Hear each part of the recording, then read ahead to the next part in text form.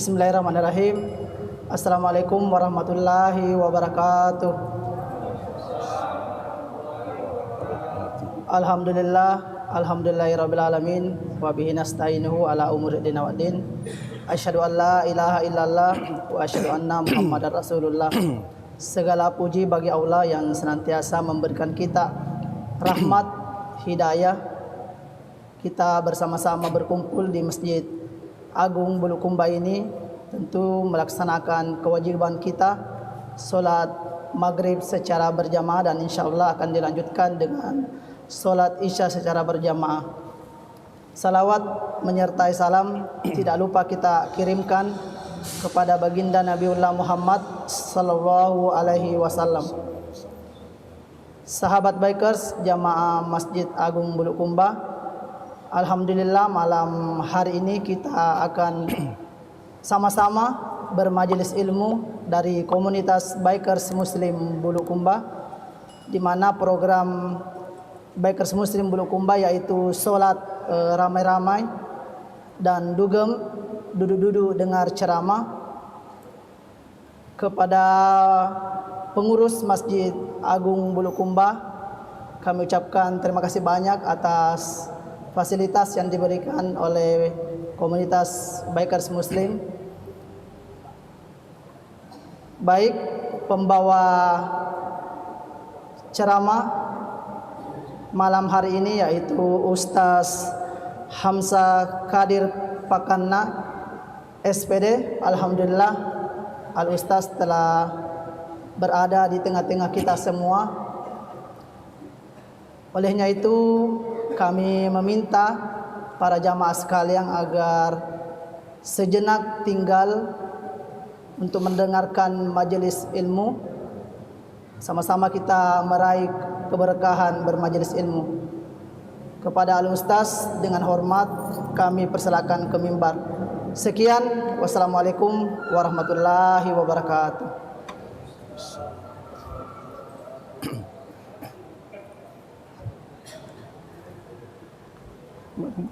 Bismillahirrahmanirrahim. Alhamdulillahirabbil alamin. Allahumma shalli ala Muhammad.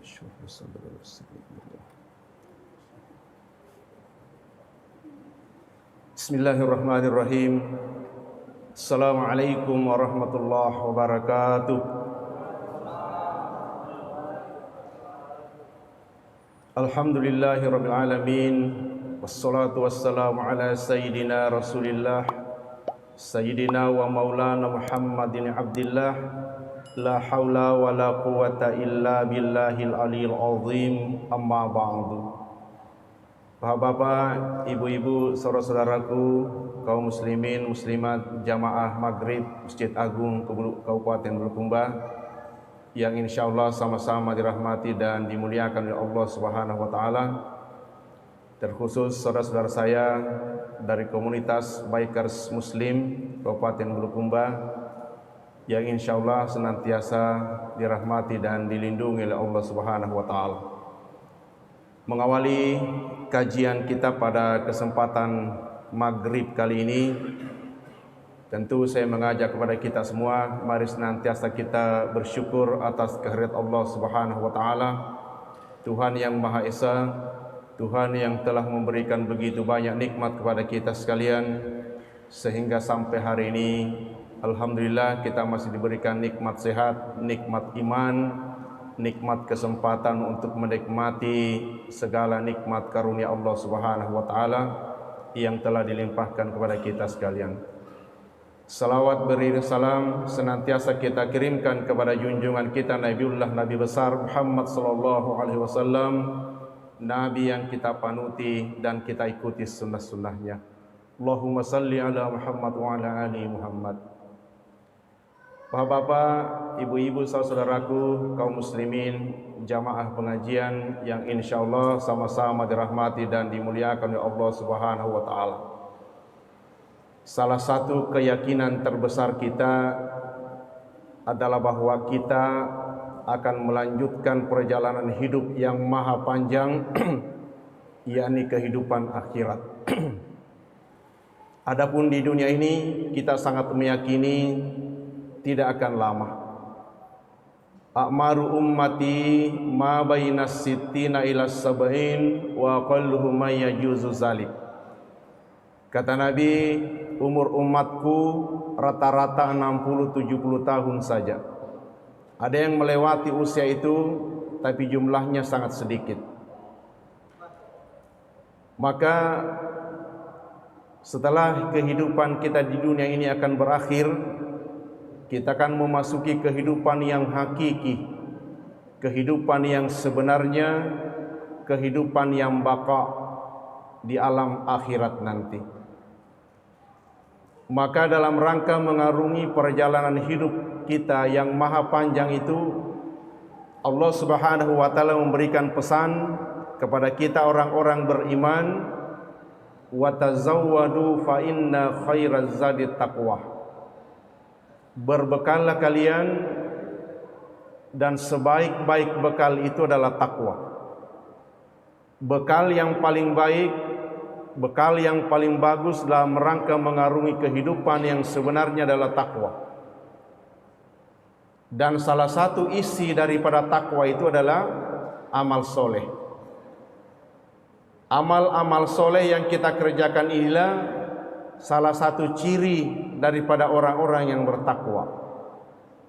Namun demikian, sebagaimana yang kita yakini bersama bahwa setelah kehidupan kita berakhir, maka berhentilah amal soleh itu. Seberapa banyak pun kita sholat, ketika ajal sudah datang merenggut nyawa, maka amalan-amalan sholat kita ini akan berhenti.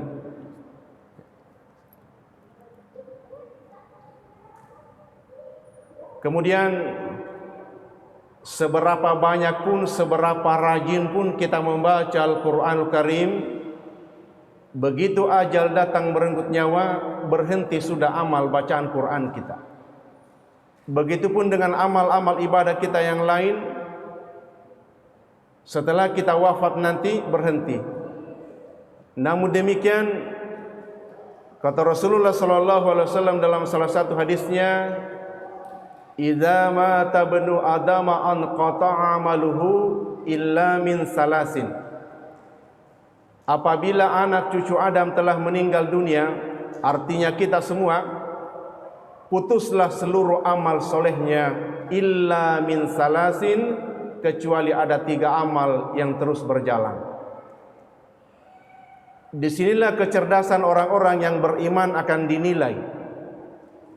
Dan memang begitulah kata Nabi, aksaruhum lil mauti dzikra wa ahsanuhum lima ba'dahu istidada ulaikal aqyas. Orang yang paling sering ingat mati, kemudian paling baik persiapannya untuk menghadapi hidup setelah mati, ulaikal aqyas, kata Nabi, mereka lah orang-orang yang cerdas. Jadi cerdas menurut pandangan agama kita bukan dinilai dari angka-angka, bukan dinilai dari indeks prestasi, tapi dinilai dari seberapa banyak orang itu ingat mati, kemudian maksimal mempersiapkan dirinya setelah kehidupan, setelah kematian itu terjadi. Maka salah satu kecerdasannya orang-orang yang beriman adalah bagaimana caranya supaya meskipun mereka nanti sudah meninggal dunia, amalnya terus berjalan. Inilah kecerdasan. Maka kata Nabi, ada 3 amal soleh yang terus mengalir kepada pelakunya meskipun jasadnya telah hancur di alam kubur. Apa itu? Yang pertama kata beliau, shadaqatin jariah, sedekah jariah. Sedekah ini secara teori mudah. Saya ulangi, secara teori mudah. Tetapi bagi sebagian orang prakteknya itu berat. Karena harus mengeluarkan harta, mengeluarkan apa yang kita miliki. Namun sesungguhnya andai kata kita mau merenungi, kalau kita baca dalam surah 63 Al-Munafikun ayat 9, salah satu hal yang paling disesali orang yang baru meninggal dunia adalah fayaqula rabbi laula akhartani ila ajalin qarib fa asaddaqa wa akum minas salihin. Mereka meminta kepada Allah, laula akhartani ila ajalin qarib, wahai Allah, andai kata kau memberikan saya kesempatan hidup sebentar lagi, kau panjangkan umurku ya Allah, kau panjangkan umurku sebentar saja, fasaddaq, saya ingin bersedekah ya Rabb. Ini menjadi bahan renungan buat kita bersama. Kenapa orang yang baru saja dicabut rohnya minta hidup sebentar lagi hanya ingin bersedekah? Kenapa dia tidak minta, ya Allah tambahin umurku sedikit saja, saya ingin baca Quran? Padahal baca Quran pahalanya luar biasa per hurufnya. Dia tidak minta itu. Ya Allah panjangkan umurku, saya ingin berhaji. Padahal kata Nabi, haji yang mabrur itu tidak ada balasan kecuali surga. Balasannya surga haji yang mabrur itu. Tapi dia tidak minta. Yang dia minta adalah, ya Allah panjangkan umurku, laula akhartani ila ajalin qarib, andai saja ya Allah kau berikan kesempatan saya hidup sebentar lagi, fasaddaq, saya ingin bersedekah. Kenapa sedekah yang diminta? Pertama, sedekah itu meringankan beban-beban sakaratul maut. Ingat saudaraku, puncak rasa sakit yang akan kita alami nanti adalah ketika roh tercabut dari jasad. Tidak ada lagi rasa sakit di atasnya. Begitu mengerikan goncangan di rongga dada setiap manusia yang mengalami sakaratul maut itu. Kepedihan yang teramat dahsyat. Tidak ada lagi sakit di atasnya. Mengerikan luar biasa. Itulah sebabnya tidak ada orang yang sakaratul maut sanggup berteriak minta tolong. Belum pernah kita ada melihat orang yang sakaratul maut minta tolong berteriak, "Oh, saudaraku tolong." Belum pernah. Kenapa? Karena dia sudah sampai di puncak rasa sakit. Kepedihannya tidak bisa kita bayangkan. Rasulullah SAW menggambarkan misalnya salah satunya bagaikan dicambuk ratusan kali pedang pada tempat yang sama, diiris berkali-kali, beratus-ratus kali pada tempat yang sama, masih jauh lebih sakit yang namanya sakaratul maut itu. Goncangannya teramat dahsyat. Namun demikian orang yang senang bersedekah dimudahkan proses pencabutan rohnya. Itulah sebabnya ini yang diminta oleh orang yang baru saja meninggal dunia. Yang kedua, sedekah itu menjadi lampu penerang alam kubur. Saudara, kita semua barangkali sering melihat bagaimana ketika jenazah diturunkan ke dalam liang lahat, ditutup pakai papan, ditimbun pakai tanah, luar biasa gelapnya. Tapi orang yang senang bersedekah, sedekahnya akan menjadi lampu penerang di alam kuburnya. Masya Allah. Jadi Bapak Ibu Saudaraku yang senang sedekah, itu sedekahnya nanti menjadi lampu penerang di alam kubur. Yang ketiga, sedekah ini langsung dirasakan manfaatnya di alam kubur. Sedekah-sedekah jariah yang kita keluarkan itu langsung nanti dirasakan manfaatnya. Sebelum nanti sampai ke surga, di alam kubur mereka sudah menikmati. Apalagi selanjutnya, sedekah itu menjadi benteng, menjadi hijab penghalang antara dirinya dengan api neraka. Jadi saudaraku yang sudah punya bekal ini, itu mereka sudah punya benteng penghalang antara dirinya dengan api neraka. Kawan-kawan saya, saudara-saudara saya dari Bikers Muslim Bulukumba ini luar biasa Pak Ibu.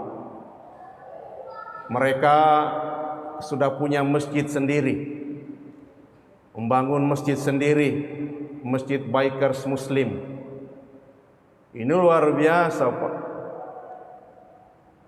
Satu kerikil, satu biji kerikil yang masuk di sana dari infak Bapak Saudara, itu sampai kiamat akan terasa manfaatnya. Allahu Akbar.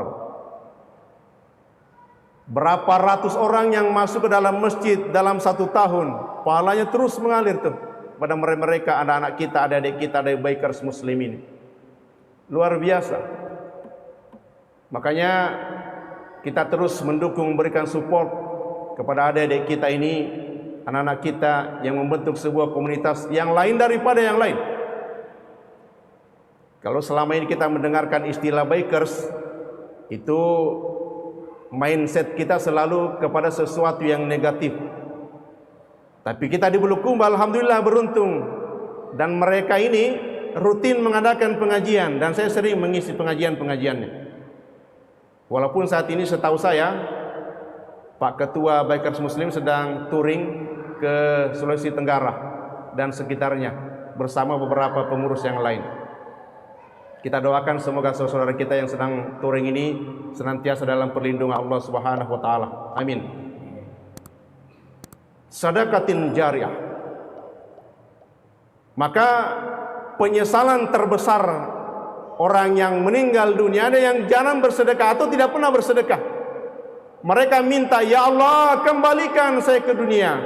Qala rabbirji'un la'alli a'malu sholihan fima taraktu. Ya Allah, orang yang sudah berada di alam kubur pun minta kembali.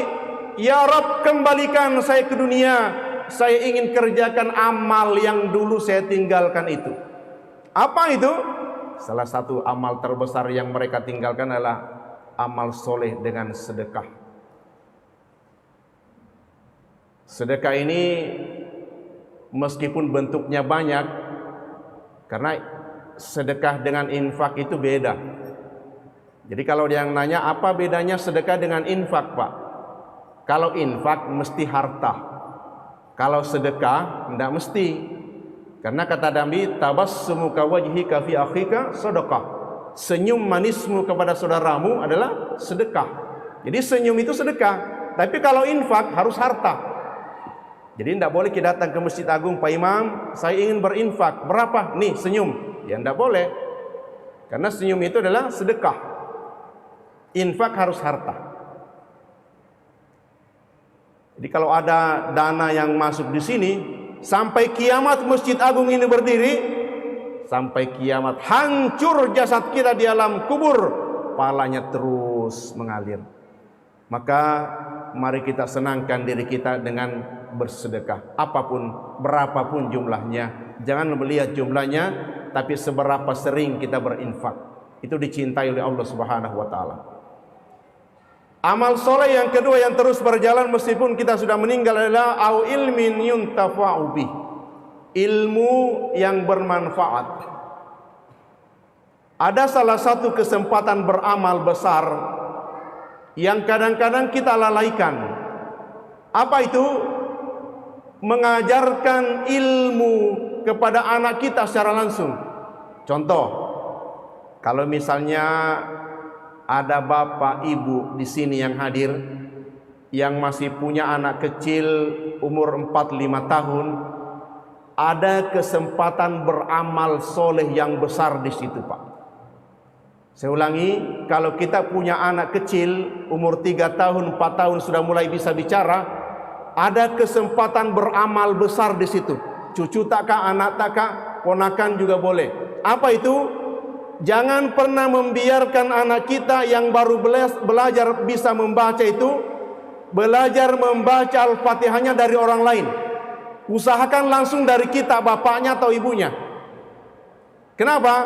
Setiap dia baca Fatihah, pahalanya ngalir kepada orang yang ngajarkan pertama kali itu. Jadi kalau misalnya anak kita nanti sudah besar nih, dia sholat, Bismillahirrahmanirrahim, Alhamdulillahi Rabbil Alamin, Ar-Rahmanir-Rahim. Dia baca Fatihah itu, terus menerus pahalanya mengalir kepada orang tuanya yang mengajarkan itu. 17 kali minimal kita baca Al-Fatihah sehari semalam, minimal. Tapi sayang, sungguh sayang, kesempatan mendapatkan pahala besar ini biasanya didapatkan oleh guru TPA-nya. Betul atau benar? Orang-orang yang selama ini mendulang pahala besar dari bacaan Fatihah anak-anak kecil, guru TPA. Orang tuanya tidak ngambil kesempatan di situ. hilang kesempatan kita mendapatkan pahala besar. Maka sekali lagi, kalau ada di antara bapak-bapak, ibu-ibu yang hari ini hadir di sini, narekong kapo tak dibolai umur 3 tahun, besok pagi tikem memen nih. Tangkap pacudang di olota, jauh kalalau. Duduk, kita ajarkan Fatihah sampai dia hafal. Minimal. Apalagi kalau diajarkan surah-surah yang lain, dibacakan doa-doa yang lain, begitu dia panjatkan doanya, pahalanya ngalir tuh kepada yang ngajar. Disinilah beruntungnya orang-orang yang jadi guru TPA. Maka kepada semua yang hadir di malam ini, besok pagi kita menjadi guru TPA semua. Minimal di rumah. Anak-anak kita jadi murid. Ajarkan langsung minimal Fatihahnya, jangan berikan pahala besar ini kepada orang lain. Saya sudah tidak punya anak kecil Pak Ustadz, boleh cucu kita. Saya tidak punya cucu, incar-incar di tetangga tak. Kalau ada tetangga tak ada cucunya, tangkap memang besok pagi. Ajarkan dia Fatihah. Selesai dia hafal, suruh pulang. Dah, beres sudah. Sampai kapanpun dia baca Fatihah itu terus, palanya ngalir kepada kita. Au ilmin yuntafa'u bih, ilmu yang bermanfaat. Yang ketiga, amal soleh yang terus berjalan adalah awaladin solihin yad'ulaha. Doanya anak-anak soleh terhadap kedua orang tuanya tidak pernah putus. Beruntung orang tua yang mendidik anaknya menjadi anak-anak yang soleh-soleha. Meskipun di zaman sekarang kita akui mendidik anak soleh-soleh itu sangat luar biasa berat. Tapi inilah tantangan kita orang tua. Dulu tidak begitu sulit orang tua kita membina kita menjadi anak yang baik. Kenapa? Teknologi belum begitu canggih seperti sekarang. Dulu yang kita tinggal di kampung, apalagi di zaman listrik belum masuk, orang tua saya orang Rilau Ale Pak, asli. Saya tinggal di sana, seingat saya listrik masuk desa itu tahun 80-an. Saya masih SD. Baru listrik masuk desa. Saya ingat betul ketika saya masih anak-anak, dulu di kampung itu kalau habis sholat maghrib orang tua kita, dia menyalakan lampu yang pakai kaos itu agak senero. Lampu yang dipompa itu nah. Selesai dipompa menyala, orang-orang di kampung itu ngaji. Habis sholat maghrib baca Quran. Jadi indah sekali kehidupan kita di kampung. Hening suasananya, belum seramai seperti sekarang. Rumah ini baca Quran orang-orang tuanya, Masya Allah. Anak-anak istrinya kumpul di rumah, kita kumpul di rumah, orang tua kita baca Quran. Indah sekali kehidupan yang seperti itu. Begitu listrik sudah masuk desa, sedikit demi sedikit orang-orang sudah mulai meninggalkan baca Quran. Apa yang terjadi? Nonton sinetron. Beralih tuh. Maka beratnya tantangan kita di zaman sekarang, apalagi sudah sejak adanya gadget begini, handphone canggih kita di zaman sekarang ini luar biasa. Manfaatnya ada, tapi keburukannya juga tidak kalah kecil. Yang namanya teknologi itu Pak. Coba lihat sekarang kita kehidupan, ada namanya generasi silent, generasi diam. Jadi suaminya di sini, istrinya di sini, anaknya di sini, adiknya di sini. Semuanya handphone di tangan. Kadang 1 jam 2 jam tidak ada komunikasi itu. Diam semua. Namanya generasi silent, generasi diam. Itu fakta. Kalau dulu kita sama orang tua, duduk kita diajarkan. Dulu saya masih ingat betul, bapak saya kepala sekolah Pak, guru. Jadi setiap habis makan malam itu, selesai kegiatan semua, kita dipanggil, bapak saya itu manggil, duduk. Dan kita memang disuruh duduk belajar. Bapak saya karena memang guru, jadi walaupun di rumah dia tetap pegang mistar. Maka itu bala bahasa meskipun dibolai. Kalau salah tetap dipukul kita punya tangan. Cara orang tua saya dulu mendidik saya luar biasa keras. Dan itu terasa sampai sekarang Pak, bagaimana kita belajar disiplin, tertib. Dan kita takut sama orang tua.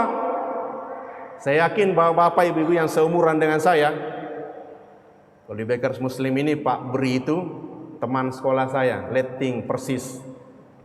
Cuma beda kelas Pak Beri ya. Jadi kelas satunya, saya alumni pertama SMA 2, SMA 8, dulu SPG. Jadi yang ngajar saya dulu SMA, guru SPG, makanya kita kayak guru. Padahal SMA. Yang seumuran-seumuran dengan saya dulu, itu kita takut sama orang tua. Takut, karena begitu kita dididik. Dulu kalau orang tua kita duduk begini, tidak berani kita lewat depannya ini Pak. Betul benar Pak. Dekna barane te jo padolo na ye nari kocuren to matota. Anana ima kokoe kode mulai sek na lutar rehopan. Hah? Bedanya dulu itu kita dengan anak. Dulu saya masih ingat ketika saya masih AS, bahkan sampai SMP sekalipun, kalau bapak saya pulang ngajar, habis sholat duhur tidur, beliau setiap hari tidur. Rumah di kampung itu dulu rumah panggung Pak, rumah kayu. Jadi kalau ada sesuatu yang ingin saya ambil di atas rumah, saya mesti berjalan madiki-diki, bahasa Ugina tuh berjalan pelan-pelan sekali. Saking takutnya kita sama orang tua. Anak sekarang Masya Allah beda Pak. Cara mendidik orang tua kita dulu dengan kita sekarang ini memang sangat luar biasa berbeda. Maka beruntung orang-orang tua kita dulu berhasil membina kita menjadi anak-anak yang baik. Mereka yang berada di alam kubur saat ini sudah merasakan manfaatnya. Setiap hari kita hadir di masjid berdoa mendoakan mereka orang-orang tua kita. Kalau kita tidak berhasil membina anak-anak kita seperti ini, kita khawatir nanti kita berada di alam kubur tidak ada anak-anak kita yang mendoakan. Ini yang sangat kita khawatirkan. Makanya selalu saya sampaikan Pak, namo se dianata yang penting soleh. Biar satu anak keturunan yang kita tinggalkan adalah aset terbesar. Satu soleh lebih baik daripada fitu pacapu micumi. Ada orang yang generasinya banyak, tega maka ditujuangi. Rugi dan menyesal pasti orang tuanya dalam kubur. Awaladin solehin yad'ulaha, doanya anak-anak soleh kepada kedua orang tua yang tidak pernah putus. Senang, bahagia orang tua kita dalam kubur saat ini kalau setiap hari minimal 5 kali sehari semalam kita mengangkat tangan ke langit, Rabbi firli wali walidayya warhamhuma kama rabbayani shaghira. Minimal ditambah sholat-sholat sunnahnya, mereka berdoa lagi mendoakan orang tuanya. Karena orang tua tidak butuh air mata Pak. Ada orang yang kehilangan orang tuanya, meninggal orang tuanya menangis, bahkan sampai merata berguling-guling di tangan. Orang tua kita tidak butuh itu. Andai kata air mata mengalir sampai 3 ember, tidak senang orang tua kita. Bukan itu yang ditunggu. Apa yang ditunggu? Yantaziru da'watan min ahli, doa dari keluarga ahlinya yang ditinggalkan. Itu yang dinantikan orang-orang tua kita di alam kubur. Maka saudaraku, nasihat ini buat pribadi. Orang tua saya dua-duanya sudah meninggal Pak. Ibu saya meninggal ketika saya masih kelas 3 SMA, masih remaja. Bapak saya meninggal 2016 Oktober. Dua-duanya sudah tidak ada. Kita tidak bisa mempersembahkan lagi bakti terbaik, tapi bukan berarti putus bakti kita pada orang tua. Karena doa, kiriman amal soleh terus kita lakukan, dan ini terus yang dinanti orang tua kita. Kiriman anak amal soleh bukan hanya sekedar doa, amal soleh. Habis dari sini pulang ke rumah baca Quran, niatkan pahalanya untuk orang tua sampai pahalanya insya Allah. Itulah beruntungnya orang tua yang mendidik anaknya jadi anak-anak yang soleh-soleha. Bapak-bapak, ibu, saudaraku, peserta pengajian maghrib yang insya Allah sama-sama dirahmati dan dimuliakan oleh Allah Subhanahu Wa Taala. Saya mengambil kesimpulan yang pertama, bahwa hidup kita di dunia pasti akan berakhir. Maka dalam rangka mengarungi kehidupan yang maha panjang di akhirat nanti, kita ingin amal-amal soleh kita mendapatkan nilai di hadapan Allah Subhanahu Wa Taala. Ada yang bertanya, Pak, katanya bukan amal soleh yang memasukkan kita ke surga. Iya, betul. Yang memasukkan kita ke surga adalah ridho Allah.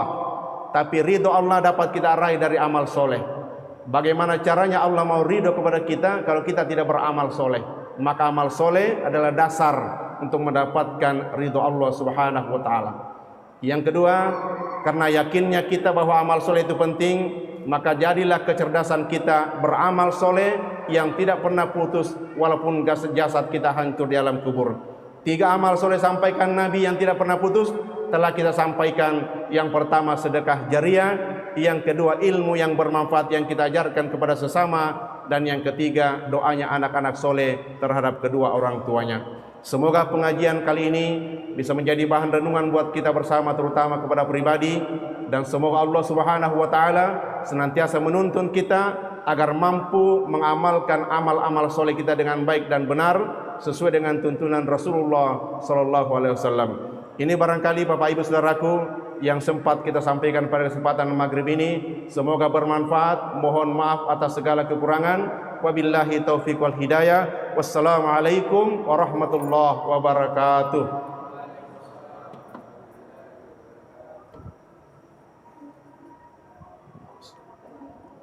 Allahu Akbar.